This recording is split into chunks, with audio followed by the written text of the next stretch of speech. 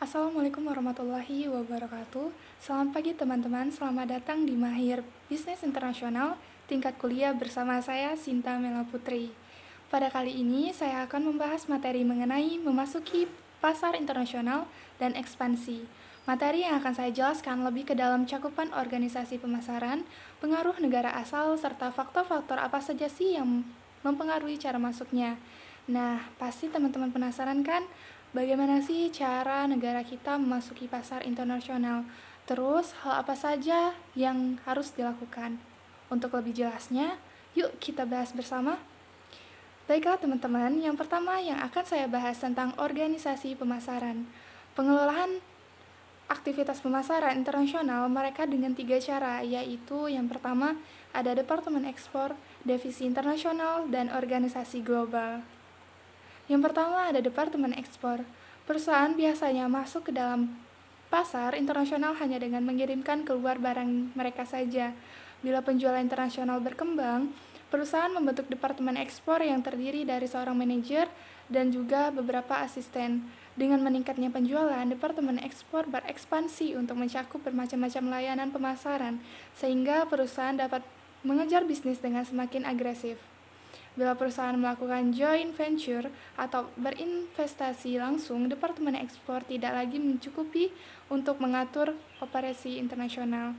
Yang kedua ada divisi internasional. Banyak perusahaan terlibat dalam beberapa pasar dan usaha internasional. Cepat atau lambat, mereka membuat divisi internasional untuk menangani semua aktivitas internasional. Divisi internasional dipakai oleh presiden divisi yang menetapkan tujuan dan anggaran serta tanggung jawab terhadap pertumbuhan internasional perusahaan. Dan yang ketiga, ada organisasi global. Beberapa perusahaan benar-benar dapat menjadi organisasi global. Manajemen dan staf korporat puncak mereka merencanakan fasilitas manufaktur, kebijakan pemasaran, aliran finansial, dan sistem logistik di seluruh dunia. Unit operasi global melapor langsung kepada kepala eksekutif atau komite eksekutif, bukan kepada kepala divisi internasional. Perusahaan melatih eksekutif mereka dalam operasi di seluruh dunia, merekrut manajemen dari berbagai negara, membeli komponen dan persediaan pada biaya perolehan rendah, dan melakukan investasi yang memiliki antisipasi tingkat pengambilan terbesar. Selanjutnya mengenai pengaruh negara asal. Dalam pasar global yang semakin terhubung dan semakin kompetitif, pejabat pemerintah dan pemasar sangat memperhatikan bagaimana sikap dan kepercayaan mengenai negara mereka mempengaruhi pengambilan keputusan konsumen dan bisnis.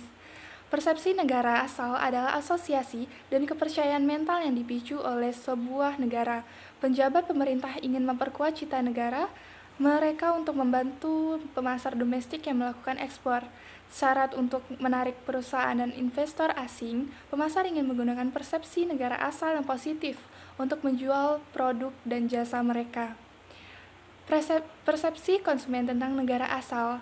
Persepsi konsumen mempengaruhi pengambilan keputusan konsumen secara langsung dan tidak langsung. Persepsi dapat dimasukkan sebagai atribut dan pengambilan keputusan atau mempengaruhi atribut lain dalam proses. Fakta bahwa merek dianggap berhasil di panggung global dapat meningkatkan kredibilitas dan rasa hormat. Selanjutnya mengenai faktor apa saja sih yang mempengaruhi cara masuknya. Nah, pemilihan metode masuk ke dalam pasar asing merupakan arti penting.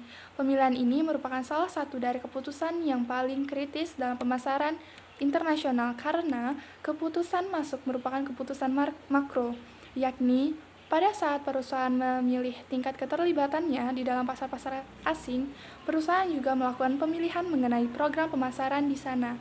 Misalnya, apabila perusahaan memasuki sebuah pasar melalui distributor atau lisiensi, perusahaan membatasi kebebasannya dalam bidang-bidang seperti riset pemasaran, kebijakan produk, penentuan harga, dan promosi.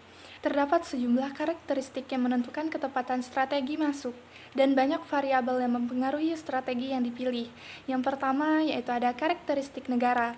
3 kategori luas dari karakteristik negara yang harus dipertimbangkan ialah ukuran dan pertumbuhan negara, risiko dan politis, dan prasarana ekonomi dan pasar. Walaupun banyak karakteristik negara lainnya juga diperhitungkan dalam keputusan-keputusan masuk. arti penting dan sifat spesifik dari faktor-faktor ini pada masing-masing perusahaan atau produk dan jasanya. Yang kedua ada hambatan perdagangan dan regulasi pemerintahan. Ada kalanya regulasi pemerintahan membatasi opsi cara masuk yang terbuka bagi perusahaan-perusahaan asing, terutama dalam industri-industri strategis seperti telekomunikasi, transportasi, dan komputer. Karena pasar dunia berangsur-angsur saling tergantung dan terintegrasi, banyak pemerintah telah mencabut dan mengurangi restriksi kepemilikannya. Yang ketiga yaitu ada karakteristik produk. Sifat produk mempengaruhi seleksi saluran karena produk sangat beraneka ragam dalam karakteristik, seperti contoh, nilai unit, bobot, kompleksitas teknik, dan kemampu rusakannya. Dan masalahnya dan pekerjaan penjualan dapat berbeda secara menyolok. Sebagai contoh, sifat teknis sebuah produk mungkin membutuhkan kerja servis sebelum dan setelah penjualan. Di banyak wilayah, pasar asing, khususnya di negara berkembang, para perantara pemasar mungkin tidak sanggup menangani pekerjaan seperti itu.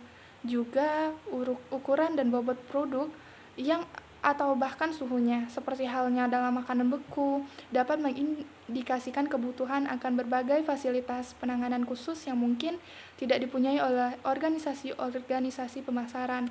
Hal ini merupakan situasi di mana para grosir mungkin tidak akan digunakan.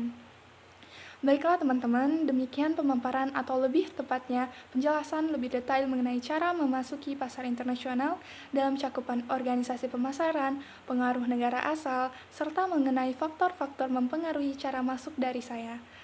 Jadi, dapat saya simpulkan, semakin banyak perusahaan yang kini berencana untuk berekspansi ke pasar internasional atau pasar global. Sebelum masuk ke pasar global tersebut, perusahaan harus lebih dahulu membuat konsep pasar seperti apa dan jenis pasar seperti apa yang harus dipakai. Tidak lupa pula membuat program pemasarannya seperti apa dan menjalin hubungan dengan organisasi pemasaran yang ada di negara tersebut. Perusahaan juga harus mempertimbangkan faktor-faktor dan hambatan jika ingin masuk ke dalam pasar global. Tentunya hal ini menjadi pertimbangan yang sangat penting karena menyangkut keuntungan dan kerugian perusahaan. Baiklah, sekian dari saya. Terima kasih dan mohon maaf jika ada salah kata. Saya akhiri. Wassalamualaikum warahmatullahi wabarakatuh.